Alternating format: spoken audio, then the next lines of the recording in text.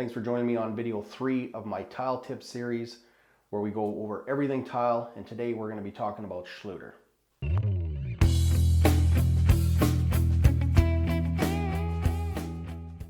everyone, it's Kody with Up to Code. I see so many tile guys butcher the Schluter install, and it looks terrible. There's no way to fix it or make it look good. So this video is going to be very important. Lots of tips for Schluter install so you have a nice clean look and it'll look professional as well. So let's jump into it. Schluter is the metal trim that you use when you're tile setting, so you can see what it is right here. The first step that you want to keep in mind is you always want to paint in behind there first.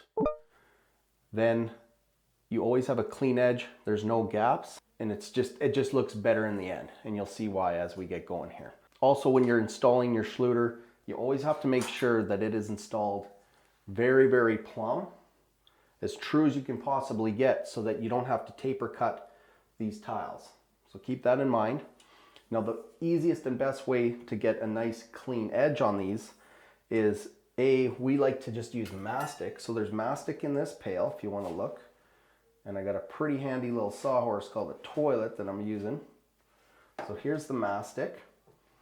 And we just use mastics because it's easy, it's pre-mixed, and it dries fast. So we just put a little bit on a putty knife.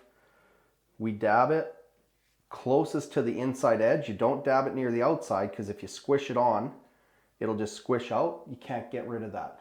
You can't paint over it. You can't clean it because it's such a tight edge to the drywall. We also don't use mortar because mortar has sand in it and it builds it away from the wall and it gives you a gap. So just dab that on.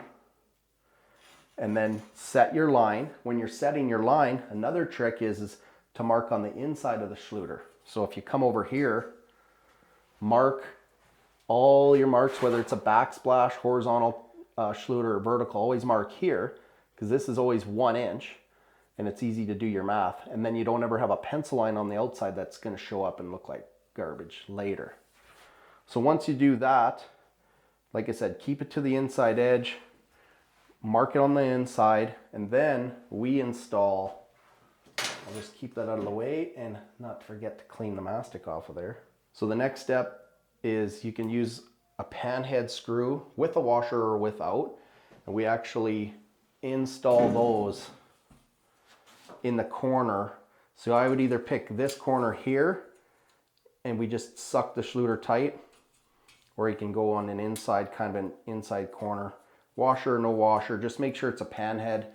It'll suck the Schluter tight. Even if the wall has a slight bow or something, it just keeps it nice and true. And that's how you get the nice, beautiful edge there. And it just shows like you did a professional job. Like I said, I've seen pro tile guys, you could stick your finger in the back there, or you see Kody mat in behind there, and it looks gross. I wouldn't be buying a house if I saw a garbage Schluter work, I'll tell you that. You can check our pre-planning video as well, where we talk and give pre-planning tips on tile. One thing to also keep in mind, you can Kody mat before Schluter or after, but always keep it back. If you're doing your pre-planning, I just stay back 1.5 inches. You know, my shower door, my glass is gonna sit right here. And so this is on the outside of the shower, and I don't need to waterproof every last square millimeter of it either. So Rudy had a point, I should have put this in the pre-planning video, but the Schluter, you always want to know your flooring thickness. Stay up off the flooring just so that it can tuck underneath, and it'll look perfect at the end of the day. You don't have to cut your flooring around the Schluter because it won't be as water protected. And if you're doing just a one-time tile job, I would probably just cut all your Schluter with a hacksaw. We've built our own little miter gauge, so you can just cut it with a hacksaw if you have 45s or square cuts, and just get yourself a file, and you can file those edges. If you're mitering with a hacksaw, you can just file those and get the miter looking really nice before you actually do the mastic and bond it the way we've done here. So like I said, this is video 3 of our tile tip videos. Stay tuned for more, and keep watching. We won't cover all of it, but we'll cover a lot, and it should help you out. I know some of you who follow me appreciate all the content. The best way to help us out is if you need to buy anything through Amazon, you shop on it, doesn't matter what it is, check in the description below on this video or any video on our channel, and there'll be links to our Amazon affiliates.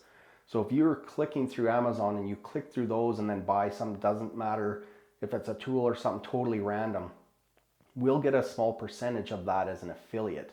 And so that's the best way for you guys to help support the channel. And you know, I know you appreciate the videos, but I appreciate you doing that as well. So thanks. Got my good shirt dirty, rude. Oh yeah, I meant to do that. That's okay. Okay. Hey everyone, it's Kody with Up to Code. Today, tile tip series. Is that what I called it? Yeah, tile tip series. I'm just debating. God. Now, the most. Okay, I gotta start over. Boom.